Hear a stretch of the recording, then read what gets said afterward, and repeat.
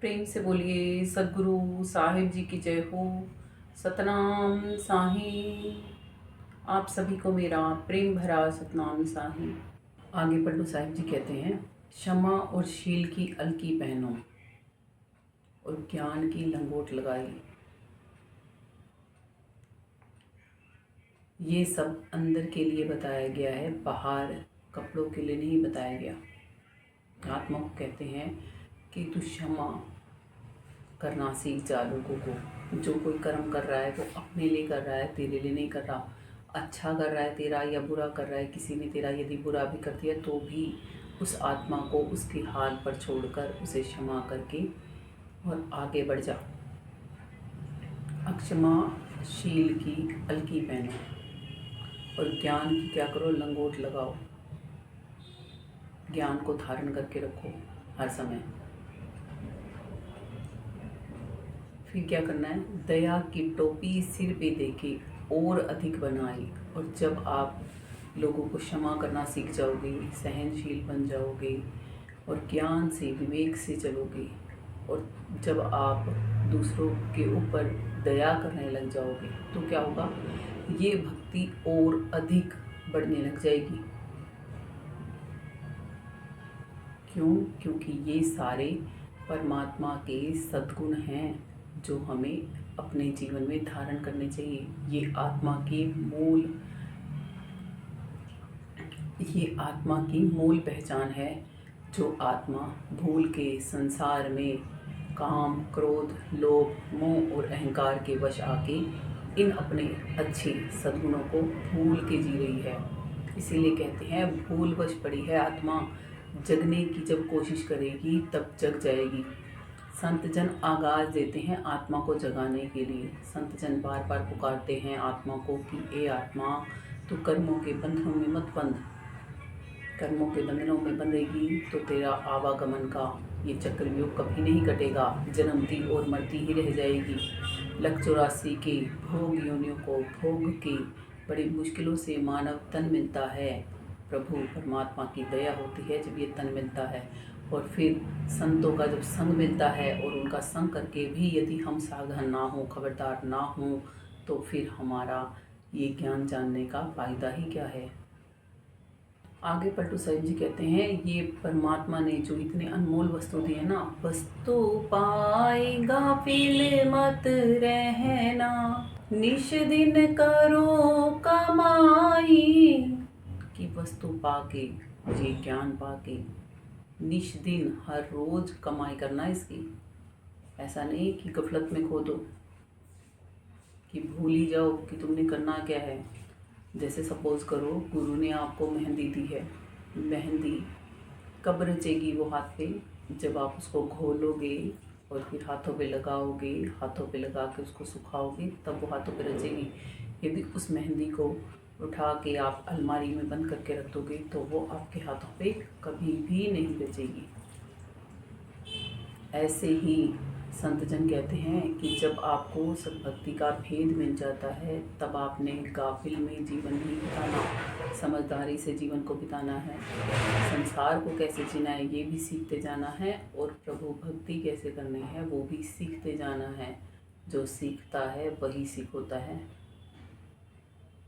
गुरु नानक जी ने सिख इसीलिए कहा है, सीखने वालों को सिख कहा है, कि हम सीखेंगे तभी तो प्रभु प्राप्ति कर पाएंगे, सिख बनेंगे तभी तो प्रभु से मिलन होगा। सीखने वाले को ही शिष्य भी कहा जाता है। वही सच्चा गुरु का शिष्य होता है जो गुरु के दिए निर्देशानुसार लगातार उनसे पाए ज्ञान की बंदगी करता चलता है। कहते हैं घट के अंदर चोर बसत हैं, बैठे हैं घात लगाई।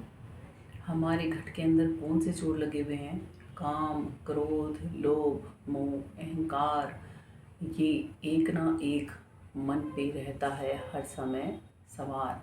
मन इनकी सवारियां करता रहता है, कभी काम की, कभी क्रोध की, कभी लोभ की, कभी मोह की और कभी अहंकार की। और जब हमें ये प्रभु परमात्मा की बंदगी सिखाई जाती है तब हमें यही कहा जाता है कि गाली आवत एक है, पलटत होत अनेक, कहे कबीर मत पलटिए, रहे एक की एक। और क्यों करना है ऐसा? क्योंकि गाली ही से उपजे कष्ट कलह और उमेज, छोड़ी चले वो ही संत है, और लाग मरे सो नीच। और हम तो जरा सा हमें कोई कुछ बोल दे, हम तो उससे लड़ने मरने को ही तैयार हो जाते हैं। अब जब हम ये सीखते हैं, धीरे धीरे हम उन बातों को छोड़ने लगते हैं, उन आत्माओं पे दया करने लगते हैं जो जाने अनजाने, जानबूझ के भी बहुत सारी आत्माएं कर्म करती हैं और अनजाने में भी कर्म करती हैं। जब अनजाने में वो कर्म कर रही होती हैं और हमें पता होता है ये आत्माएं मूर्ख हैं, बेचारी नरकों में ही जाने वाली हैं, तो हम क्यों मारें? बेचारी अपने कर्मों से ही मर जाएंगी, तो हम क्यों मारें? हम क्यों लड़ें इनसे? क्या हम कभी किसी मरे हुए इंसान को मारते हैं वैसे? नहीं ना। तो ऐसे ही वो आत्माएं अपने कुशब्दों से खुद ब खुद ही मर जाती हैं, फिर हम दोबारा से उन्हें क्या मारने जाएं? संत जन हमें बहुत अच्छी तरीके से समझाते हैं, परंतु हमें आदत पड़ी होती है, पक्की आदतें जो कि हमारी आत्मा में संस्कार की तरह रम चुकी हैं।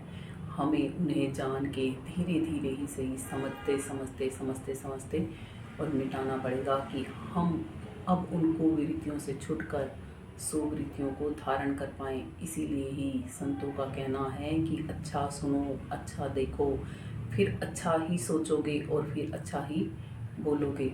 हर समय जब हम अच्छा देखेंगे, अच्छा सुनेंगे, अच्छा सोचेंगे तो अच्छा ही बोलें भी ये पक्का है।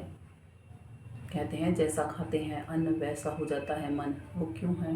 क्योंकि पकाने वाला जो सोच रहा होता है उसकी भावनाएं उसमें चली जाती हैं, और जब वो भावनाएं चली जाती हैं और जब हम वो भोजन ग्रहण करते हैं तो हमारी मानसिकता भी वैसी ही हो जाती है।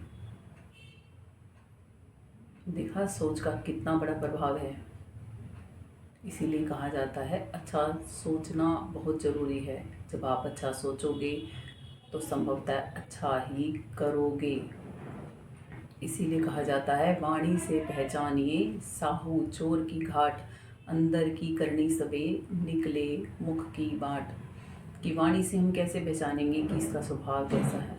जो वो अंदर में सोचता होगा, जो वो अंदर में रखता होगा, वही तो उसके मुख से बाहर भी एक ना एक दिन आएगा ही। कुछ लोग ऐसे भी होते हैं कपटी टाइप के, अंदर में कुछ और सोचते रहते हैं।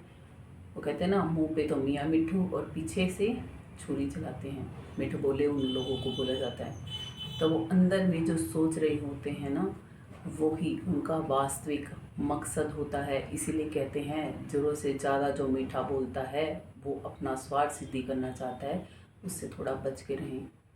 और ज़रूरत से ज़्यादा जो कड़वा बोलता है वो बहुत दुखी होता है, इसलिए वो इतना कड़वा बोलता है। जो बीच का होता है वो ना ही बहुत कड़वा बोलता और ना ही बहुत मीठा बोलता। वो आपको सत्य बोल के ही बताएगा, आपको सही राह पर ले जाने की उसकी पूरी कोशिश रहेगी। आप उसके वचनों को यदि समझ पाएंगे तो आपको उसकी सोच भी समझ में आने लगेगी। जो उसकी सोच है वो उसके शब्दों से झलकती है, बशर्ते ये है परख हमें आनी चाहिए। इसीलिए ही संत जन शब्द हमें पारखी बनाते हैं, शब्दों के इस भेद को जानना सिखाते हैं, साहिब से मिलना सिखाते हैं, प्रभु प्राप्ति सिखाते हैं। साहिब कहते हैं हर रोज़ भक्ति करनी चाहिए। कि आज हम कह रहे हैं हम कल भक्ति करेंगे, फिर कल कहते हैं और कल करेंगे। आजकल करते करते हमारा जन्म बीत जाता है और हम भक्ति नहीं कर पाते। भक्ति जान ली है तो उसको करने में देर मत लगाओ, और नहीं जानी है तो जान भी जरूर लो। साहिब कहते हैं काल करे सो आज कर, आज करे सो अब, पल में परलय होएगी बहुरी करेगा कब। आज कहे मैं काल भजूं, काल कहे फिर काल, आज काल के करत ही तेरा अवसर जासी चाल। कि कल कह रहा था कि मैं कल भजूंगा और फिर आज कह रहा है मैं कल भजूंगा, और ऐसे ही आजकल करते करते तेरा समय बीत जाएगा। ये आत्मा तुझे पता ही नहीं लगेगा कि कब मृत्यु निकट आ गई और कब प्रलय आ जाएगी। आप मरा जगत बदले। कि कल कह रहा था आज भजूंगा, आज कहता है कल भजूंगा, आजकल आजकल आजकल ही करता रह जाएगा। फिर कल करे सो आज कर। यदि तू ये सोच रहा है ना आज करना था कल करूँगा, तो ये सोच कि कल भी नहीं किया था तो आज कर ले। आज करने की सोची है तो अभी कर ले, और अभी करेगा तो हर एक पल में प्रभु बंदगी होनी शुरू हो जाएगी। कल करे सो आज कर, आज करे सो अब, पल में प्रलय होएगी बहुरी करेगा कब। दिन प्रतिदिन टालना नहीं होता, प्रभु बंदगी को जानकर करना होता है। अपनी आत्मा को ये सारे सद्गुण याद दिलाने होते हैं जो परमात्मा के अंश हमें बनाते हैं। हम परमात्मा से दूर होते जा रहे हैं, इसीलिए साहिब कहते हैं कि काल का जीव माने नहीं, बहुविधि दिया समझाए। मैं खींचूं सतलोक को और ये बांधा यमपुर जाए।